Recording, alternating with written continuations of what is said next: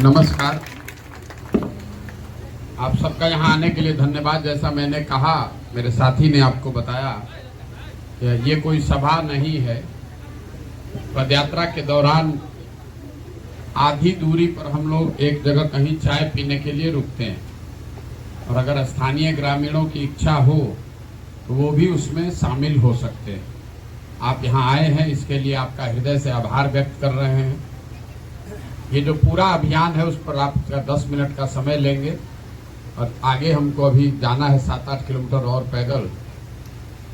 देखिए, मेरा ही नाम है प्रशांत किशोर, और हम कोई नेता नहीं, कोई दल बनाए नहीं है, और आपसे वोट मांगने भी नहीं आए।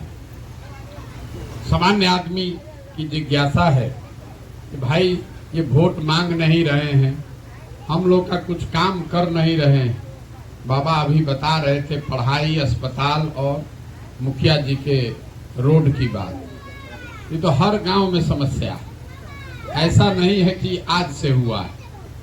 हम अभी जब आपके गांव में घुसे हैं तो लोगों ने सबसे पहले बताया कि थोड़ा संभ्रांत गांव है। आपका गांव जो है ये बिहार के नजरिए से धनी मनी लोगों का गांव है। लोग ये बता रहे हैं और हम अपनी आंख से देख भी रहे हैं, क्योंकि यहाँ जो बदहाल गांव है उसमें तो समझिए कि रोज हाथ में ही चल के जाना है, शायद ही कोई पक्का का घर दिख रहा है। और ये मैं बात आपको बहुत विश्वास से बता रहा हूँ, 3600 से ज्यादा गांव में हम पैदल गए, 3600 गांव में हम पैदल जा चुके।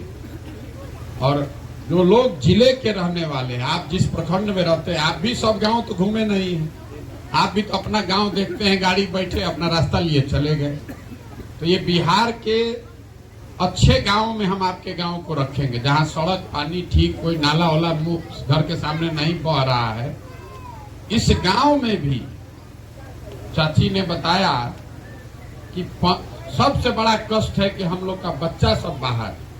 आप बता रहे हैं कोई कि 1500 बच्चे यहाँ से बाहर गए। हमको लगता नहीं कितना बड़ा गांव है कि 1500 बच्चा यहाँ से कैसे जाएगा, लेकिन बड़ी संख्या में बच्चे बाहर होंगे। तो हम अपनी बात ये रोज बताते हैं कि कई बार हम लोग को लगता है कि पलायन जो है, बेरोजगारी और पलायन सिर्फ इससे गरीब प्रभावित है, लेकिन जब हम पदयात्रा करके 11 महीना में जो हमने देखा कि ये ऐसी समस्या है जिससे समाज का हर वर्ग प्रभावित है। जो गरीब है उसका बच्चा तो 15 साल 16 साल का हुआ, पीठ पर झोला बांधा, अब मजदूरी करने चला गया। जब तक उसका शरीर में दम है, 25 साल 30 साल उसको बाहर ही मजदूरी करना है। और कुल मिला जुला के 12 से 15 हजार रुपया अभी तक लोग बताते हैं कि औसत इतना ही पैसा लोग कमा रहे हैं, और उसमें 6 से 8 हजार रुपया लोग घर पर भेज पा रहे हैं। इतने पैसे के लिए ही पूरा जीवन आप बाहर जाकर बहुत कठिन परिस्थिति में गाली सुन के, अपमान सह के आप बाहर जाकर मजदूरी करते हैं। ये तो जो गरीब है, लेकिन जो आर्थिक तौर पर मजबूत लोग हैं, बिहार के नजरिए से थोड़ा अच्छा खाने कमाने वाला है, क्योंकि हमारे नजरिए से यहाँ पैसे वाला तो कोई है ही नहीं, लेकिन बिहार के नजरिए से कुछ जीने खाने अच्छे लोग जो हैं, उनको भी अपने परिवार के साथ रहने का सुख नहीं है। अगर आपका बच्चा अनपढ़ है तो मजदूरी करने गया, और अगर पढ़ने वाला है तो पढ़ने के लिए बाहर गया, क्योंकि पढ़ाई का भी यहाँ व्यवस्था नहीं है। अगर पढ़ लिख के कहीं नौकरी पा लिया तो भी वो बिहार में वापस नहीं आ सकता है। शायद ही कोई ऐसा घर मिलता है जिसमें माता पिता बाल बच्चे, बाबूजी माई साथे रह रहे हैं। गांव में हम लोग चल रहे हैं तो या तो बूढ़ा आदमी मिलता है, बहुत बड़ी संख्या में महिलाएं मिलती हैं, और हर गांव में 100, 150, 200 बच्चा रोड पर दौड़ता हुआ आपको दिखेगा। ये बिहार की दुर्दशा है। मान लीजिए हमारा बच्चा है, हमारे पास कितना भी साधन हो, हम अगर कुछ भी चाह दे, हमारा लड़का बिहार नहीं आएगा, आना ही नहीं चाहता। काहे आएगा? हमारे बाप दादा का जो घर है वहां कोई बत्ती जलाने वाला भी नहीं है। इसलिए कि बिहार में व्यवस्था ऐसी बन गई है कि ना यहाँ पढ़ने का सुविधा है, ना यहाँ रोजगार है। तो जो भी यहाँ पर बच गया है वो मजबूरी में ही रह रहा है, अपने बाप दादा का जमीन है छोड़ के जाएगा। नए लड़कों को जहां अवसर मिला कि वो छोड़ के भागा। हम 11 महीना से पैदल चल रहे हैं। बहुत आदमी कहता है बाप रे बाप, परिवार को छोड़कर 11 महीना से चल रहे हैं। देखिए यहाँ तो ज्यादातर परिवार का यही दशा है कि उनको अपने बच्चा के साथ, अपने पति के साथ, अपने चचा भतीजा के साथ रहने का अवसर ही नहीं। साल में कोई छठ में एक बार घरे आया तो 10 दिन रहेगा, और फिर अगला बार छठ में चाहे कोई घर में शादी उदी पड़ा तो आएगा, नहीं तो उसको साल भर अपने समांग का मुंह देखने को नहीं मिल रहा है। ये सब समस्या है, ये तो सब जानता है। तो हम पदयात्रा क्यों कर रहे हैं? इसलिए नहीं कि ये समस्या आपको बताएं, ये तो आपको हमसे बेहतर मालूम है। हम आपके गांव में अभी आए हैं, 1 घंटा 2 घंटा 5 को 10 को लड़का इसको अध्ययन करेगा, कितना समझ लेंगे? आपका तो पूरा जिंदगी यहाँ बीता है। आपको कौन ऐसा गांव का समस्या है जो आपको नहीं मालूम? आपको मालूम है कि वो रोड क्यों नहीं बना है, कब्रिस्तान का लड़ाई है कि मुखिया क्या किया, सब बात आपको मालूम। इसके बावजूद समस्या ये है, आपको हमको समझना कि भाई हम लोग को सब मालूम है, इसके बाद सुधर क्यों नहीं रहा? सुधर इसलिए नहीं रहा है कि सारी समस्याओं के मूल में जो समस्या है, जो जड़ में समस्या है, कि हम लोग अपना समस्या पर वोटे नहीं करते। आप सब बात बतियाए, बाबा अभी बतियाए कि ये नहीं है वो नहीं है, लेकिन कल जब चुनाव होगा, आपने बहन जी ने जो बात बताई, कल जब चुनाव होगा तो बिहार में खाली 4 गो बात का चर्चा होगा। अपना जात का कौन आदमी खड़ा है, उसको चलिए और सब लोग मिलकर वोट दीजिए। किसी एक जाति की बात नहीं, सब जाति में ये हाल। अपना जात वाले को वोट देंगे, और वो आदमी अच्छा है खराब है, चाहे आपको अपने घर से धक्का मार के निकाल दिया हो 5 वर्ष में, अपने जात वाला है तो उसको वोट दीजिएगा। कई लोगों को ये लगता है कि बिहार में तो भैया सब जाते पर वोट है, ये भी आपका भ्रम दूर कर देते हैं। ऐसा नहीं है कि बिहार के समाज में हर व्यक्ति जात पर ही वोट दे रहा है। इसका प्रमाण ये है कि अगर हर आदमी जात पर ही वोट देता तो मोदी जी को वोट मिलता कैसे बिहार में? मोदी जी के जात का तो आपके गांव में एको आदमी नहीं है, लेकिन आप सब ने मोदी जी को वोट दिया है। क्यों दिया है? क्योंकि जो जाति से बचा वो धर्म के नाम पर फंसा। सब हिंदू एक हो जाइए, पाकिस्तान हो गया, पुलवामा हो गया। आपको याद होगा 2019 में आपने जिसको सांसद जिताया है उसका आप मुंह देखे कि नहीं देखे? आदमी से पूछ रहे काहे वोट दिए थे, कहाँ इनको दिए थे? भैया हम लोग तो ऊपर देख के दिए। तो सब आदमी ऊपर देख के ही दे दिया। तो जात से बचे तो धर्म में फंसे। दोनों से जो बच गया, तो बिहार के विधानसभा के इलेक्शन में एक समाज है जिसने लालू जी का अपराध वाला राज देखा है, तो कहता है कि जाने दीजिए भैया, भले हम लोग को रोड नहीं है, अस्पताल नहीं है, विद्यालय नहीं है, रोजगार नहीं है, लेकिन जो लालू का अपराध वाला राज है भैया, उससे तो जान बचा है। कम से कम कोई अपहरण डकैती नहीं हो रहा है। अभी हम आ रहे थे, 2-4 लड़के हमारे साथ चलते हुए आए, यही के लोकल राजनीति करने वाले। तो उन्होंने बताया भैया बड़ा कष्ट है, एक मिट्टी की सड़क है आपके गांव के आगे, कब्रिस्तान के आगे। हम पूछे कि सड़क काहे नहीं बना है, तो बताया अपना, बोला कितनो दिक्कत है भैया, लेकिन शांति है, कोई बहुत चोरी डकैती अभी नहीं बढ़ा है, थोड़ा थोड़ा बढ़ना शुरू हुआ। तो लालू जी के राज का डर इतना है कि भाजपा का विधायक चाहे काम करे चाहे नहीं, चुनाव होगा तो लालू के डर से भाजपा को जाके दे दीजिएगा। अरे भाई ललटेन मत जीत जाए, चलो जितना खराब है तो है, इसको लालू को रोको। और चौथा, इसी समाज में 100 में 20 मुसलमान लोग रहते हैं। तो मुसलमानों का ऐसा कहना है कि हम लोग चाहे जिए या मर जाए, मतलब दलित के बाद बिहार में सबसे ज्यादा गरीब, बदहाल, फटेहाल मुसलमान है। लेकिन वो लोग कह रहा है कि हम लोग जिए चाहे मरे, भाजपा को वोट नहीं देंगे। भाजपा तो मुसलमान विरोधी है, तो बचा कौन बिहार में? एक बेचारे हम लोग के नीतीश कुमार आजाद का किरण थे, हम लोगों ने भी कंधा लगाया था। हमको बिहार के राजनीति से क्या लेना देना है? 2014 में पहली बार नीतीश कुमार हमसे मिले, दिल्ली मिलने आए थे नवंबर 2014 में। किसी ने उनको कहा था, मांझी जी को बना दिए थे मुख्यमंत्री, चुनाव हार गए थे लोकसभा में, पद छोड़कर मांझी जी को बना दिए थे। तो किसी ने उनको बताया कि मोदी जी का जो अभियान चलाया है वो लड़का बिहार का है। तो दिल्ली में हमसे मुलाकात हुई नीतीश जी की, उससे पहले हम उनको नहीं जानते थे। तो हमारा बातचीत हुआ, तो हम बिहार के हैं। तो हम लोगों ने वो दौर देखा बिहार में, जिसमें 2005 के बाद जब नीतीश बाबू का पहला टर्म था तो बिहार में सुधार होता दिखा। तो हमने उनको कहा, सर आप काहे छोड़ दिए, आप रहिए मुख्यमंत्री, जनता आपको तो हराया नहीं है, तो लोकसभा में हराया है, आप मांझी जी को हटाइए, आप खुद बनिए। तो कहे ना जनता इतना काम किए, वोटे नहीं दिया, हमको हरा दिया, बेइज्जत हो गए।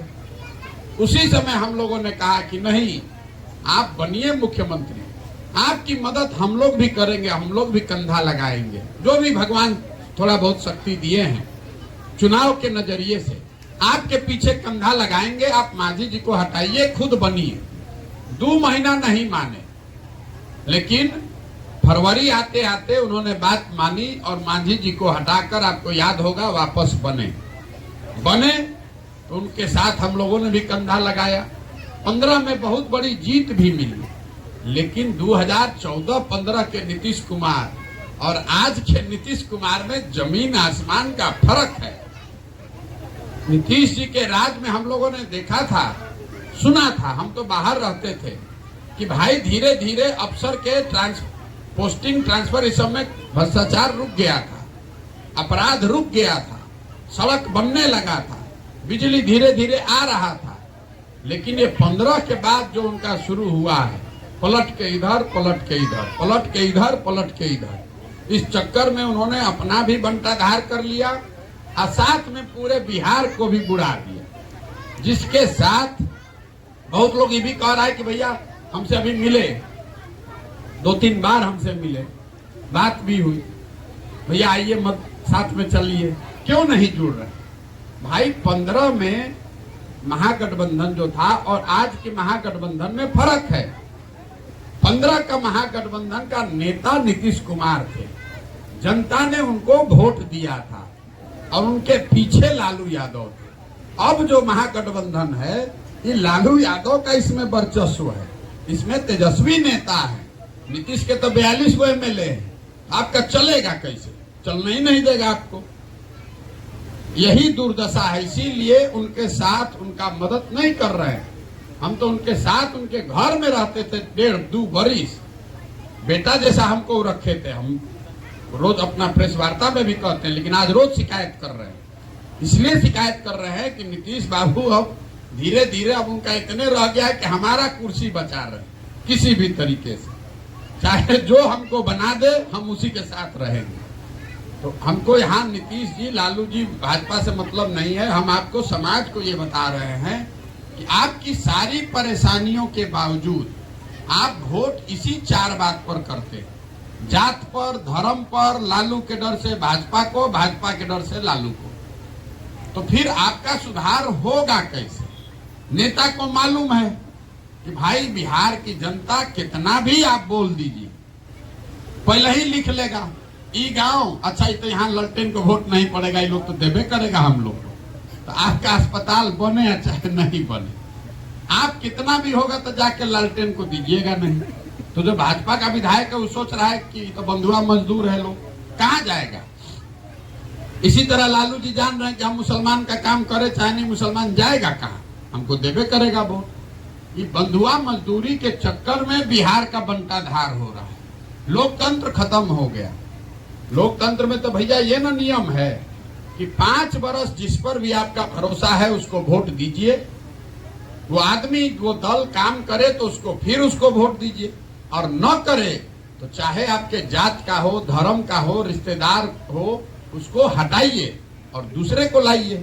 तो यहाँ हम लोग वो कर ही नहीं रहे हैं।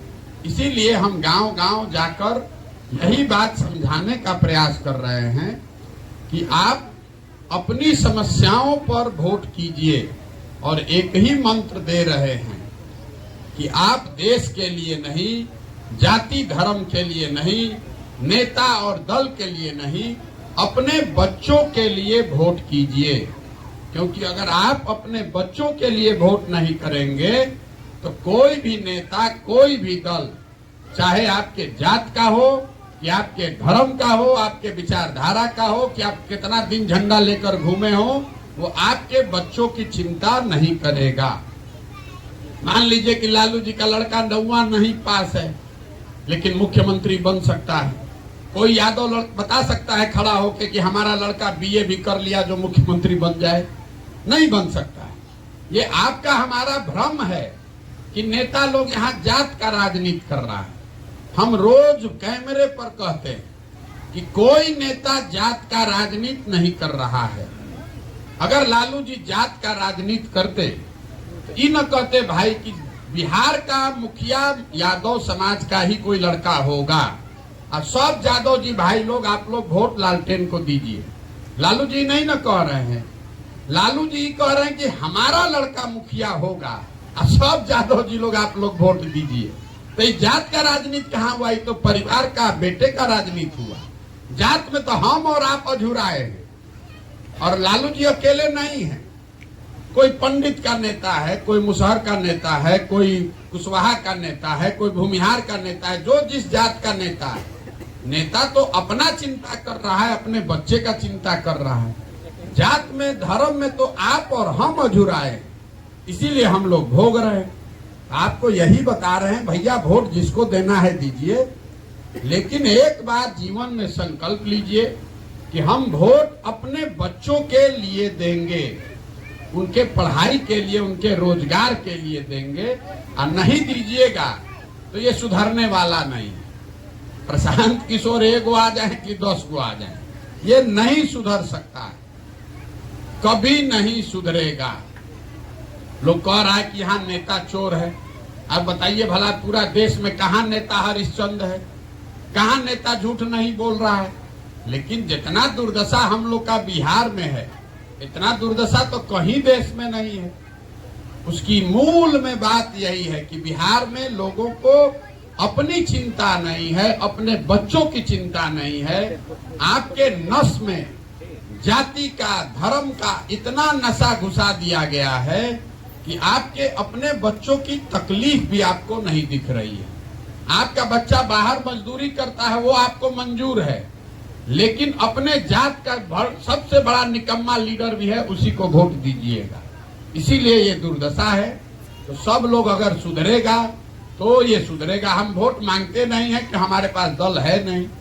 आपकी ये भी बात हो सकती है कि भाई जब आप वोट मांगे नहीं, किसको वोट देना नहीं बताए नहीं, तो बिहार सुधरेगा कैसे? बिल्कुल सुधरेगा।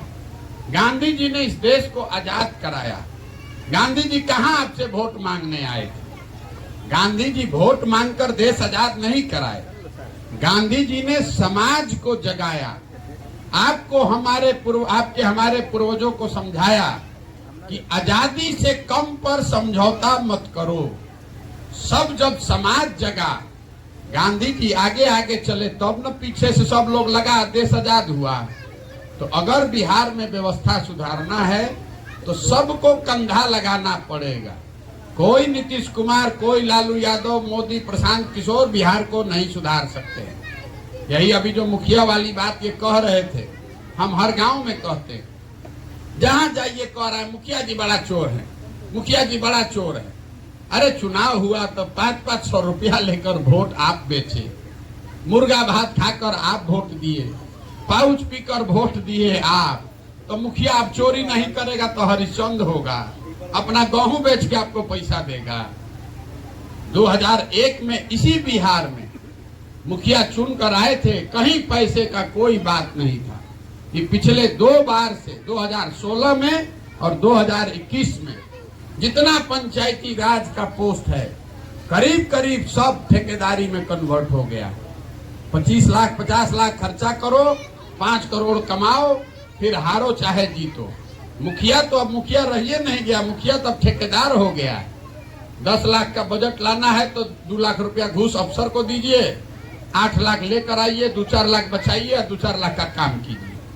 तो ये जब तक समाज नहीं सुधरेगा, आप और हम जब तक पैसा लेकर वोट देते रहेंगे, आप और हम जाति पर वोट देते रहेंगे, आप और हम मोदी जी को देखकर वोट देते रहेंगे, तो हम लोग का सुधरेगा कैसे? आप जिस धरती पर बैठ, बहुत आदमी भी कहता भैया विकल्प नहीं है। आप जिस धरती पर बैठे हैं, यहाँ रघुवंश बाबू आपके सांसद थे। जितने लोग ये कहते हैं कि विकल्प नहीं है, आपको हम बताना चाहते हैं, आपके सांसद थे रघुवंश बाबू। रघुवंश बाबू चोर नहीं थे, गलत आदमी नहीं थे। आप उनको पसंद कीजिए या नहीं कीजिए, इस क्षेत्र के लिए उन्होंने कुछ काम किया था। लेकिन उसी रघुवंश बाबू को आप लोगों ने, वैशाली की जनता ने 2014 में बटिया मेट कर दिया। जिताया किसको? रामा सिंह को। बताइए, दोनों आदमी को आप खड़ा कर दीजिएगा तो कोई तुलना है? रघुवंश बाबू कितना भी खराब थे, उनको काहे हराए? एक बार हराए, मान लीजिए गलती हुआ, फिर 2019 में हरा दिए, और उसके बाद अब कह रहे हैं कि भैया बड़ा चोरी है, सांसद मुंह नहीं दिखा रहा है। अरे भाई, आप बबूल बोइएगा तो आम कहां से खाइएगा? आपके पास एक आप अच्छे आदमी को हराते हैं तो 10 अच्छे आदमी का मनोबल टूटता है कि भैया राजनीति हमारे लिए नहीं। किसका हिम्मत पर? आदमी कह रहा भाई जब रघुवंश बाबू को नहीं वोट दिया तो हम लोग कौन खेत के मूली है। ऐसे डर के मारे धीरे धीरे अच्छा लोग राजनीति में आ ही नहीं रहा, सब डर के मारे भाग गया। इसीलिए ये अभियान चला रहे, गांव देहात से वो लोग जो सही लोग हैं, जो समाज की चिंता करने वाले हैं, उनके पास पैसा नहीं है, साधन नहीं है, कोई बात नहीं, उनको हाथ पकड़ के ले आए। चलिए, बिहार में अगर नया व्यवस्था बनाना है तो कंधा लगाइए, पैसा का चिंता मत कीजिए, संसाधन का चिंता मत कीजिए, चुनाव का चिंता मत कीजिए। वो सब चिंता आप हमारे अपने बेटे, अपने भाई प्रशांत किशोर पर छोड़िए। लेकिन नया विकल्प बनाना है तो खड़ा तो होना न पड़ेगा भाई। बिहार को सुधारना है तो सुधारने के लिए पंजाब से आदमी नहीं ना आएगा, यहीं के लोगों को खड़ा होना पड़ेगा। और हम संकल्प लेकर आए, मानेंगे नहीं। जब 10 वर्ष में हम नेता और दल को जिता सकते हैं तो हमने संकल्प लिया है कि नहीं, इस बार जनता का हाथ पकड़ेंगे और जनता के पीछे अपना बुद्धि, शक्ति, पैसा, संसाधन लगाएंगे और उन्हीं के बीच से जिसको निकालेंगे उसी को जिताएंगे। 1 बरस लगे कि 5 बरस लगे, मानेंगे नहीं। अभी आप देख रहे हैं जो किसी ने जितनी हिम्मत नहीं की है, 16 घंटा रोज घर परिवार छोड़ के, इस गर्मी हो बरसात हो, रात दिन पैदल चल रहे हैं।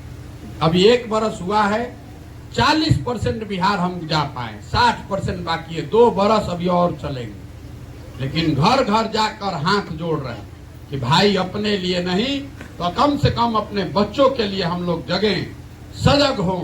नहीं कीजिएगा तो जिस गरीबी बदहाली में आप जिए, उसी गरीबी बदहाली में हम लोग के बच्चों को भी जीना पड़ेगा। आज आपको महाराष्ट्र में बच्चे मरे हैं, कोई कश्मीर में मार रहा है, कोई तमिलनाडु में 2 थप्पड़ मार रहा है, किसी दिन बॉम्बे में मारा। वो दिन दूर नहीं है जब बिहार के बच्चों को यूपी और मध्य प्रदेश में भी लोग मारेंगे।